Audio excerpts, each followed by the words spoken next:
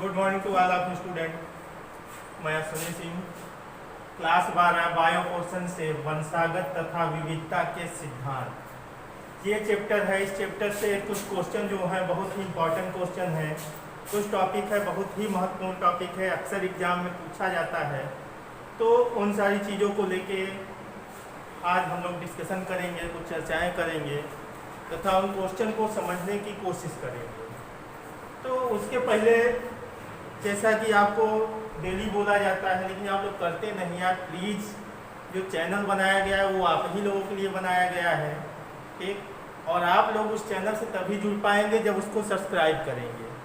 जब तक सब्सक्राइब नहीं करेंगे तो आपको जानकारी नहीं मिलेगी और वीडियो नहीं देख पाएंगे। तो चैनल हमारा आप सब्सक्राइब करिए। और चैनल का नाम क्या है? Tricky science.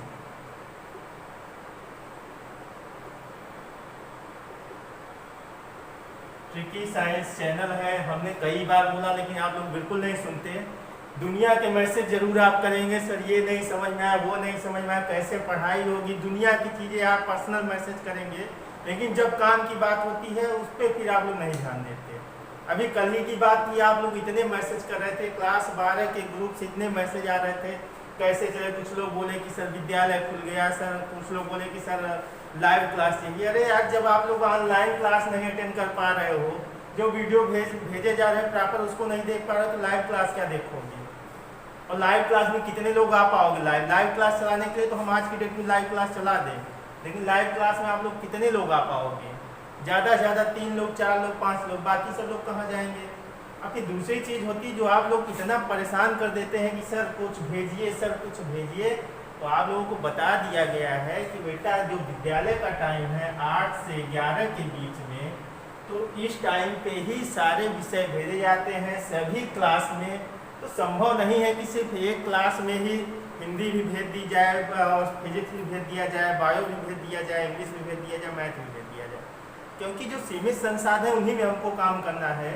तो उससे हर क्लास के अलग अलग वीडियो, अलग अलग PDF सर लोग भेजते रहते हैं। तो जैसे जिसका टर्न है, जैसे हम लोग टाइम टेबल सेट कर लेते हैं कि सर इस दिन क्लास 12 में ये चीज़ भेजना है, इस दिन क्लास 11 में ये चीज़ भेजना है, तो वो सारी चीज़ें होती हैं। आप लोग फालतू में इतना परेशान होते हैं, इतना दुनिया भर के मैसेज करते हैं। 1000 बार आप लोगों को मैसेज करके बता दिया गया है कि भाई आप सीधे वीडियो देखिए। नया आप ही लोगों के लिए चैनल बनाया गया है ट्रिकी साइंस, वहाँ पे जाके आप वीडियो को सब्सक्राइब जरूर कर लीजिए और वीडियो को शेयर करिए, लाइक करिए और कमेंट्स करिए। आपके जितने फ्रेंड सर्किल ग्रुप हैं उनमें आप शेयर कर सकते हैं वीडियो को। चलिए, ये तो बात की बात थी, आगे बढ़ते हैं हम लोग। जैसा कि आप लोग देख सकते हैं कि मेंडलीय विकार, वंशागत तथा विविधता के सिद्धांत में मेंडलीय विकार और क्रोमोसोम संबंधी विकार में से 2 क्वेश्चन मेंडलीय विकार से और 2 क्वेश्चन क्रोमोसोम संबंधी विकार से हर एग्जाम में हर साल आते ही आते हैं। कम से कम आपका 4 नंबर यहाँ से बिल्कुल फिक्स है। ये 4 नंबर तब समझ में आएंगे जब उस चीज़ को आप लोग कायदे से समझेंगे, कोशिश करेंगे और आगे बढ़ेंगे हमारे साथ। फालतू के मैसेज करने से अच्छा है कि आप लोग अपना जो फोकस है उसको एक जगह पे क्लियर रखिए। बाकी चीज़ें हम लोगों को भी टेंशन है कि आपका सिलेबस कैसे कंप्लीट किया जाए, कैसे क्या है। तो आप लोगों से ज़्यादा हम लोग परेशान हैं। और गवर्नमेंट ने भी 30% सिलेबस लेस कर दिया है, 70% सिलेबस है, बड़े आराम से कवर हो जाएगा, परेशान होने की बात नहीं है। फालतू की मैसेज, दिन भर मैसेज करते हैं, रात भर मैसेज, या टाइम होता है, बस वो चीज़ ध्यान रखिए। तो चलिए हम लोग शुरू करते हैं। मेंडलीय विकार में पहले ये समझ लेते हैं कि मेंडलीय विकार और क्रोमोसोम संबंधी विकार होते क्या हैं। तो अगर मेंडलीय विकार की बात की जाए तो मेंडलीय विकार वे विकार होते हैं जो एकल जीन के रूपांतरण या उत्परिवर्तन द्वारा उत्पन्न होते हैं। ध्यान दीजिएगा कि ऐसे विकार जो एकल जीन के रूपांतरण या उत्परिवर्तन के पश्चात प्रकट हो उन्हें हम मेंडलीय विकार कहते हैं। एकल जीन का उत्परिवर्तन और रूपांतरण से मतलब है कि जीन का रूपांतरण कुछ इस रूप में हो जाए कि जैसे जीन क्या है, एक पीढ़ी से दूसरी पीढ़ी में ट्रांसफर होता है, हमारे पिता से हमारे में ट्रांसफर होगा। लेकिन अब पिता से और हमारे में ट्रांसफर होते समय बीच में अगर इसमें कोई उत्परिवर्तन आ जाए या रूपांतरण हो जाए तो जो जीन यहाँ से चलेंगे और यहाँ तक पहुँचेंगे तो उनमें कुछ कमी आ जाएगी। इसी कमी को वास्तव में हम क्या बोलते हैं, मेंडलीय विकार कहते हैं। ठीक, अब मेंडलीय विकार में फर्स्ट नंबर आता है हमारा जो विकार है, कुछ महत्वपूर्ण विकार, उनमें हीमोफीलिया, सेकंड है वर्णांधता, थर्ड है सिकल सेल एनीमिया, फोर्थ है फिनाइल कीटोन्यूरिया और फिफ्थ है थैलेसीमिया। तो चलिए हम लोग फोकस करते हैं कि हीमोफीलिया क्या है, कि हीमोफीलिया कैसा विकार है, इसमें वास्तव में होता क्या है, वो सारी चीज़ों को समझने की कोशिश करेंगे। तो हीमोफीलिया रोग प्रायः प्रभाव रहित तो वाहक स्त्री से, ध्यान दीजिएगा शब्द, हीमोफीलिया रोग प्रायः प्रभाव रहित तो वाहक स्त्री से नर संतति में संचरित होता है।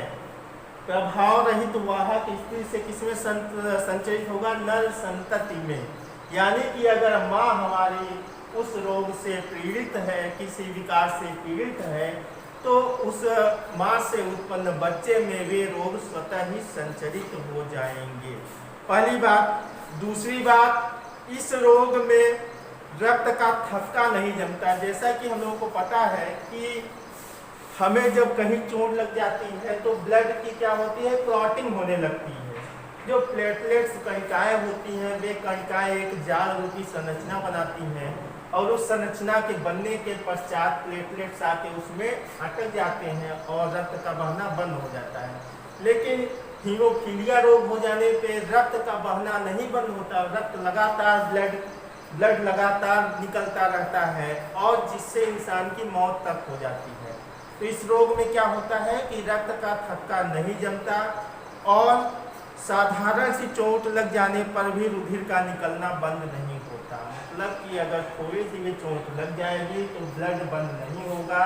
क्यों बंद नहीं होगा? क्योंकि जो रक्त का थक्का बनाने वाली कोशिकाएं हैं, प्लेटलेट्स हैं, वे कहीं न कहीं इनएक्टिव हो जाती हैं, जिसके कारण वे जाल नहीं बना पाती और जिसके कारण रक्त का थक्का नहीं बनता और लगातार रक्त बहता जाता है। तो आई होप पहला आपको समझ में आ गया होगा, हीमोफीलिया। सेकंड नंबर पे आते हैं वर्णांधता। अब वर्णांधता क्या है कि यह एक लिंग संलग्नी अप्रभावी विकार है। ध्यान दीजिएगा, यह एक लिंग संलग्नी अप्रभावी विकार है जो कि लाल अथवा हरे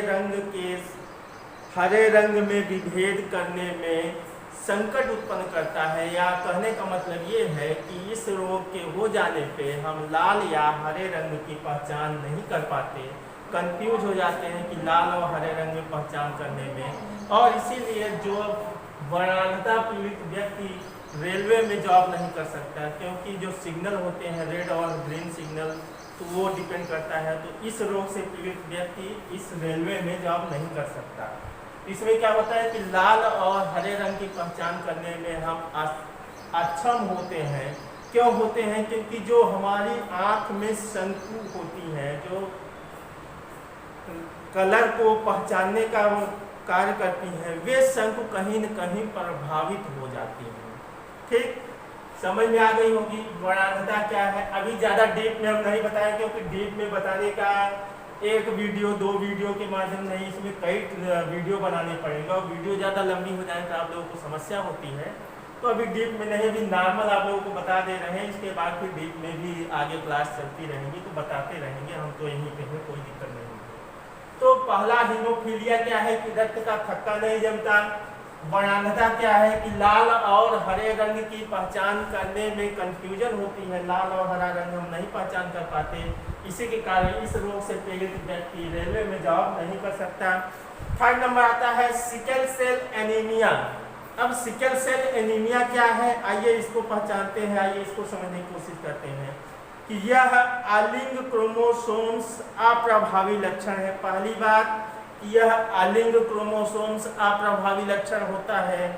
दूसरी बात, जो जनकों से संतति में तभी प्रवेश करता है जब दोनों जनक जीन के वाहक होते हैं।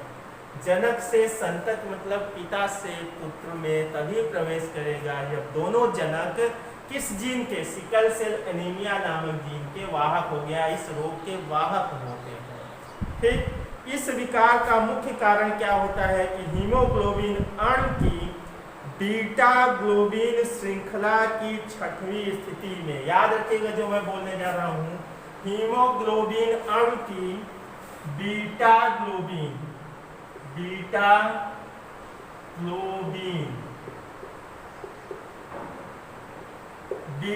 ग्लोबिन अणु की छठवीं स्थिति में एक अमीनो अम्ल, क्या और कौन सा अमीनो अम्ल, ग्लूटामिक अम्ल का वायलिन द्वारा प्रतिस्थापन हो जाता है। अमीनो अम्ल क्या, ग्लूटैलिक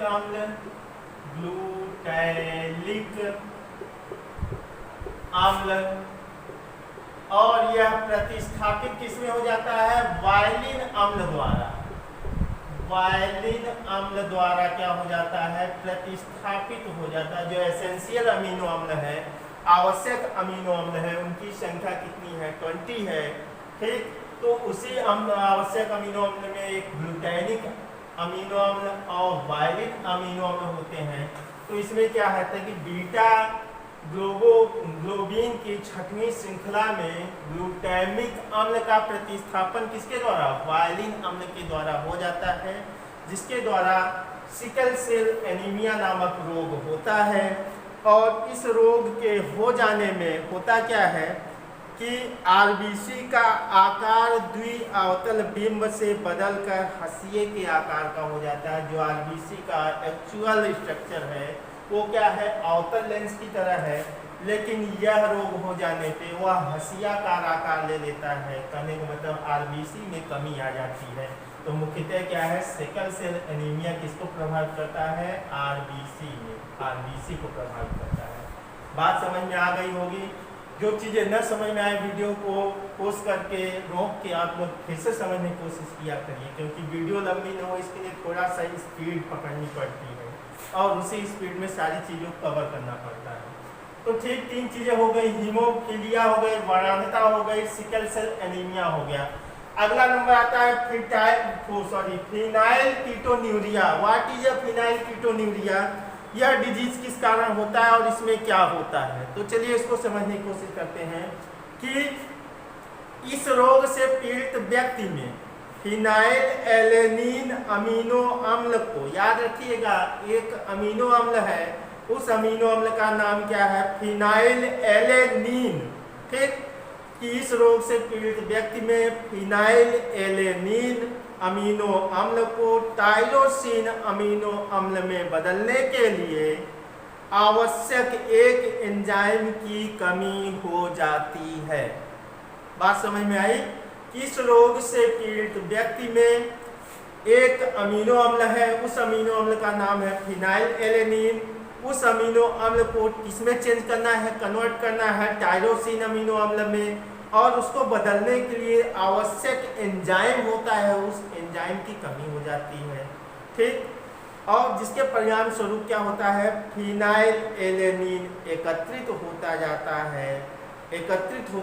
है लगातार, और फिनाइल पायरुविक अम्ल तथा अन्य व्युत्पन्नों में बदल जाता है, ठीक। क्या है कि फिनाइल एलेनिन लगातार एकत्रित होता जाएगा। क्यों एकत्रित होता जाएगा कि फिनाइल एलेनिन अमीनो अम्ल को टायरोसिन अमीनो अम्ल में बदलने के लिए जिस एंजाइम की आवश्यकता होती है वह एंजाइम क्या होता है, समाप्त हो जाता है, जिसके कारण लगातार फिनाइल एलेनिन की मात्रा बढ़ती चली जाती है, और इस मात्रा के बढ़ने के फलस्वरूप फिनाइल पायरुविक अम्ल तथा अन्य व्युत्पन्नों में बदल जाता है, और इनके कारण क्या होता है कि मानसिक दुर्बलता आ जाती है। वृक्क या किडनी द्वारा कम अवशोषित हो सकने का ये मूत्र के साथ उत्सर्जित होने लगते हैं।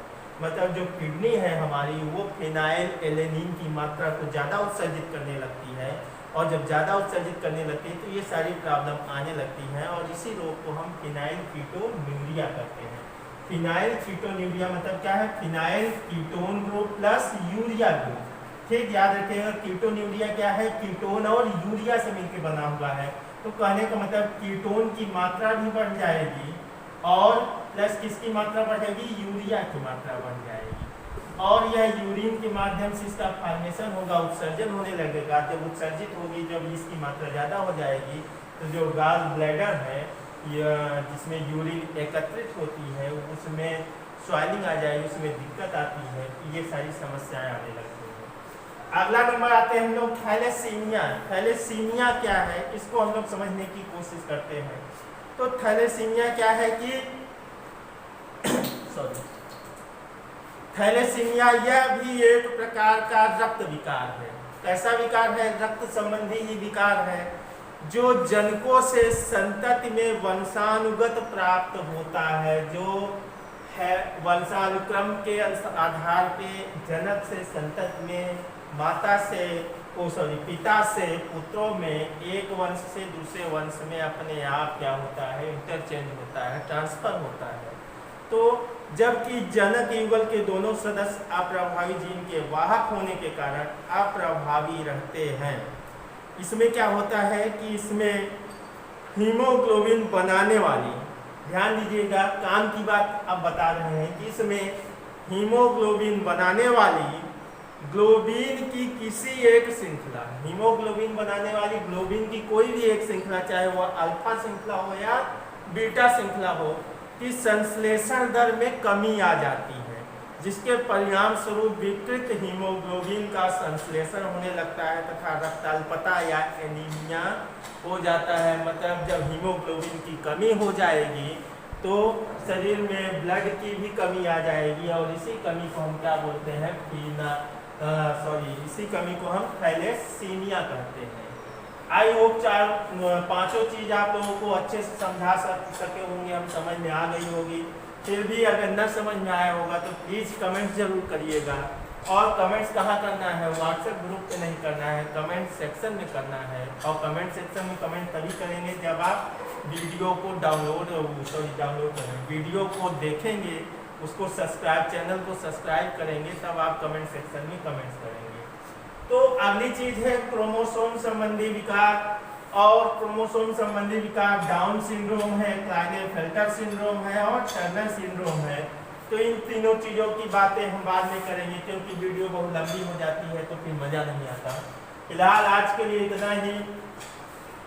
मेंडली विकार में हीमोफीलिया, वर्णता, सिकल सेल एनीमिया, फिनाइलकीटोन्यूरिया और थैलेसीमिया, इतनी चीज़ें समझा दी गई। इनका हमने पीडीएफ भी आपको प्रोवाइड करा दिया गया है। पीडीएफ के माध्यम से आपको सारी चीज़ें दे दी गई हैं।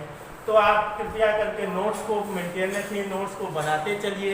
साथ ही साथ सारे वीडियो, जो भी यूट्यूब पे वीडियो आए उनकी लिंक शेयर की जाए, उस वीडियो को देखिए। देखने के बाद चैनल को सब्सक्राइब करिए, लाइक करिए, कमेंट्स करिए, और ज़्यादा आप क्या बताएं। धन्यवाद, थैंक यू सो मच।